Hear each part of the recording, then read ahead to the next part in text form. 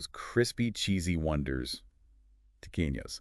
We've got this guide for restaurant owners, and honestly, I'm excited to dig in. This guide's got it going on. It's not just, hey, tequeños are trendy. It's like, here's why they make sense for your business, you know? Fascinating stuff. So before we get into all that, for anyone who hasn't yet experienced the joy, what is a tequeño exactly? I'm a recent convert, and let me tell you, I'm wondering where they've been all my life. Okay, picture this. Crispy golden brown pastry, right? Fried or baked till perfect. And inside, Mm. melted, gooey cheese. That's a tequeño. Venezuelan classic, actually, from the Miranda region, if you want to get specific about it. But yeah, they're everywhere now, and honestly, it's easy to see why. Miranda region. Okay, keeping that in my back pocket. Always good for trivia night.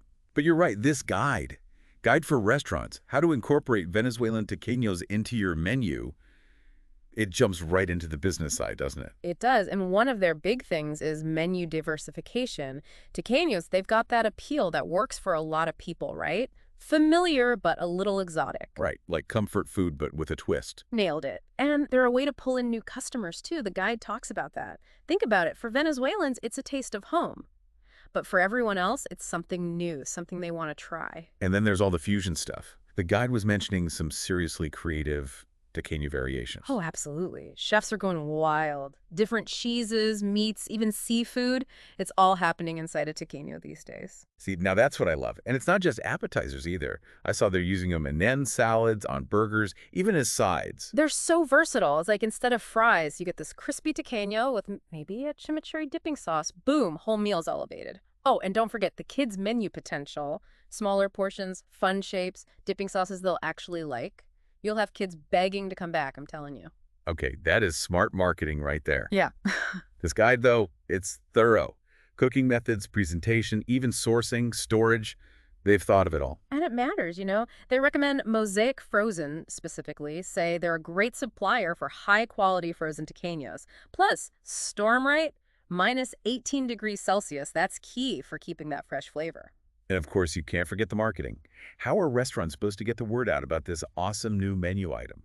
Totally. The guide's all about playing up the authenticity, partnering with those food influencers. You know how it is. Get people talking, generate that buzz.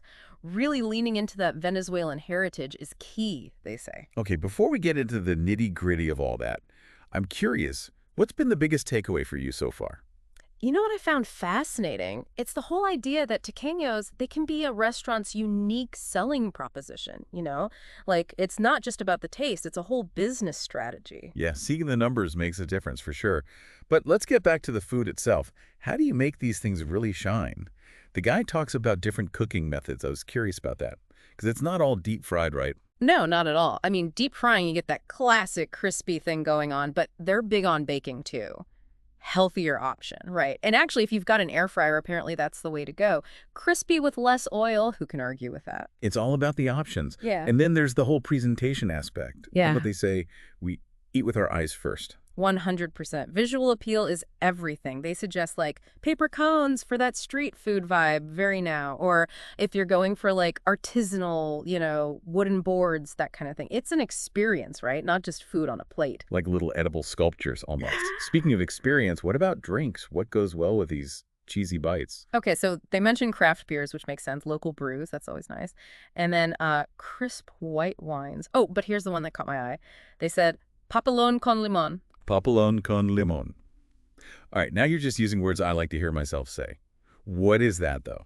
Okay, so it's this drink from Venezuela, right? Lime juice and papelón, which is basically unrefined cane sugar.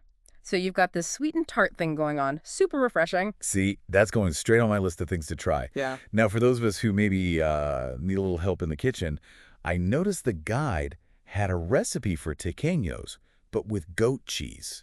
Now, I got to ask, have you ever even... Oh, I know what you mean. I haven't actually tried it, but the idea of it, tangy goat cheese with that crispy pastry, that's got to be good. But that's the thing about tequeños, right? You can play around with them. The guide even said that recipe is just the starting point. Go wild, different fillings, sauces, presentation. It's those culinary juices flowing. Okay, so on a different note, dietary restrictions. That's huge these days. Got to have options for everyone. Did the guide. Oh, for sure. They addressed it head on. They were talking vegetarian tequeños, gluten-free, the whole 9 yards, even highlighted some restaurants that are doing it really well and, proving that it's not just the right thing to do. It's good business sense, too. Which it totally is. Win-win for everybody. We've talked a lot about why restaurants should get on board with this whole tequeño thing, but what about the diners? What makes it special from their side of the table? That's a good point. It's easy to get caught up in the business side, right? But I think it comes down to the experience. Like tequeños, they're both familiar and kind of exotic at the same time. Nostalgic for some people, a whole new thing for others. Plus, they're made for sharing. Right. And because they're so versatile, there's literally something for everyone. It's bigger than just the food. It's a whole feeling. Exactly. It's a connection point. Like imagine a group of friends sharing a tequeño board. Each bite sparks a conversation, a memory, whatever. That's what makes it special. Okay, you've sold me. Now, for the grand finale here, our tequeño deep dive, what's the big takeaway, the aha moment we should all be leaving with? It really is amazing, isn't it, how food can be this whole connector Mhm. between cultures, experiences, you name it. So as we wrap up our tequeño deep dive here, what's the one thing you're hoping our listener walks away with? Honestly, I hope they just want to try it. Whether it's their first tequeño ever or they try that goat cheese recipe from the guide, or even if it's just like appreciating this food, where it comes from, just opening our minds up, to new tastes, new experiences. Couldn't have said it better myself. Yeah, And you've definitely got me craving some tequeños now. I'm telling you, you won't regret it. All right, so to our listeners, we got to ask, what if your next culinary adventure started with a tequeño? Until next time on The Deep Dive.